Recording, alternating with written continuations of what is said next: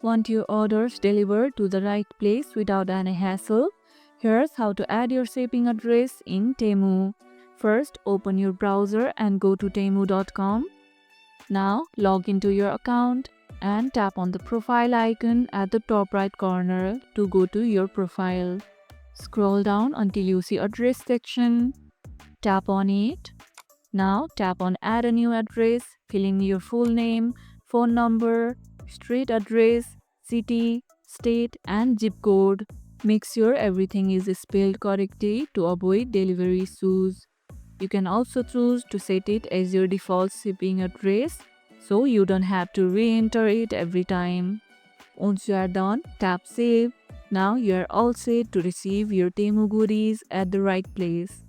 Double check your zip code and phone number. Wrong details could delay your package. Got your address saved? Tell me where Temu is sending your next order.